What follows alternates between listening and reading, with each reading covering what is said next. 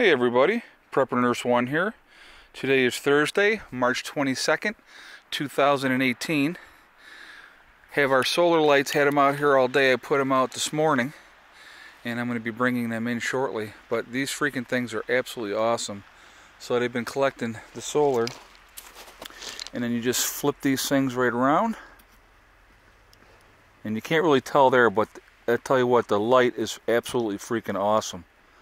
So they've been charging up all day, so they're going to be in really, really good shape. Skies got a little overcast, not bad today. We ended up having a really good solar day. The solar is still coming in as we speak right now. It's a little after 5. We've brought in 4.2 kilowatt hours so far on the day, which is freaking awesome. I'm really happy about that. And here's the thing, it's like, if you guys go back and look at my March videos from last year, you will see we didn't have this rack up at all, okay? We just had this here. So my production of solar last March was nowhere near like it is now. We put the 4 panels in last spring, and then we just added the other 2 here over this year already. So, and like I said, now, plus I have 3 more to add on yet. So I'm actually really, really excited. The solar is doing great. We are, today will be the 8th of the last 9 days where we have not had to run the generator at all. And that is absolutely awesome. You know, the generator is a nice backup to have, but if you don't have to use it, it's even better. With adding more solar, what we're basically looking to do is extend our seasons earlier in the spring, later into the fall, and you know, eventually get it to a point where even in the wintertime we have enough power generating. You set your solar system up for winter, not for summer. So you know, that's kind of what that's all about. But anyhow, I wanted to do a video today. I want to talk about something that I kind of think is really, really important. Okay, so now nobody knows what event is going to happen. There's a lot of speculation. It's going to be this, it's going to be that, it's going to be something else, okay? So basically, you know, everybody's guessing what will end up happening, but a big favorite of a lot of people is an EMP. Okay, so we're going to go with an EMP type of situation, and having alternative means of transportation in that case. I think a really, really good thing to have available to you is a bicycle. Because if you're walking something on foot, it's going to take you forever to get anywhere. But if you have a bicycle, you can cover a lot of ground in a very short period of time. Where, you know, if you don't have a bicycle, you know, you're walking wherever you got to go. Okay, so I think having a bicycle, you know, is just a really. I have 2 of them in the shop. So I have one that I've had for years. And honestly, I'm going to be honest, I need new tires on that one. So that's something that I'm going to get taken care of actually this year and get that bike back to being squared away the way I want it. I want to start doing a lot more bike riding again. I really always enjoyed bike riding. And plus it's a great exercise. And so I want to get back into that. The snow continues to melt. It's been a very slow process. Our days, like today, is about 36 degrees. And it's a little more breezy today here at the homestead, so you know, it's getting there.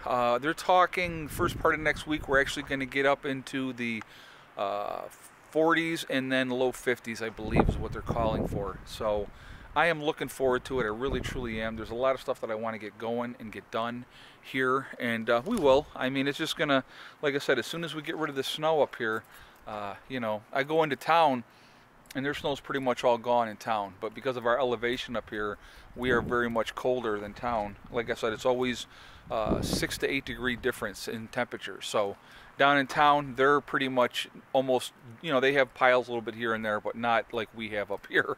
But that's okay. I would rather live here anytime. And anyhow, you know, like I said, having other alternative means of transportation, you know, if an EMP happens, all electronics are going to be fried. So unless you have an older 1974 or older vehicle, I believe it is, you're going to have issues, okay? And those old vehicles are going to start. and because they are before all the electronics came into play. Where the newer stuff that we have here, we might as well forget about it, okay? An EMP would also affect the solar system, obviously, and so, you know, those are things that, you know, whatever's going to happen is going to happen. We need to react to it after the fact, okay? You know, living your life day to day, you know, being prepared, being ready is a smart thing in my opinion, okay? I don't, you know, some people said, I've read a lot of comments. There's a lot of interesting comments up there. But, you know, people have a misconception. When I do a lot of these scenarios or talk about a lot of different things, I'm speculating. It could be this, it could be that, whatever. And then I give my thoughts on that scenario. And, you know, is that necessarily how it's going to go down? I have absolutely no idea, guys. I really, truly don't. You know, but I don't live in fear. I really don't. I try to enjoy my life as much as I possibly can. I enjoy my time with my children, and you know, just enjoy living life. And you know, because we've made the move from suburbia to out into the country, and it's a quieter, simpler life. I got to tell you, for me personally, I'm much more at peace. Life is so much better, and I'm so much less stressed.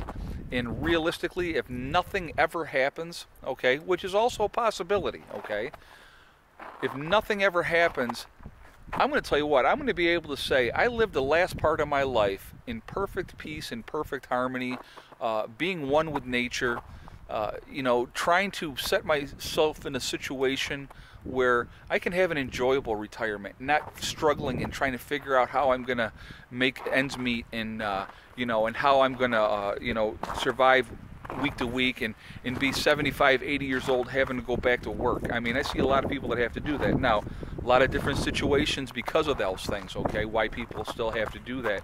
But I looked at where I was in my life at a certain time, and I decided where I wanted to be, and I knew in order to get there I had to make some changes. And so that's what I did personally for myself, to make my life easier, to make my life simpler, and you know, and to show my children that it's not about being on that hamster wheel and chasing that almighty dollar every time you turn around. You know, we're in a good position, and you know, like I said, I've told you guys, this year is going to be an awesome year, and I truly, truly believe that.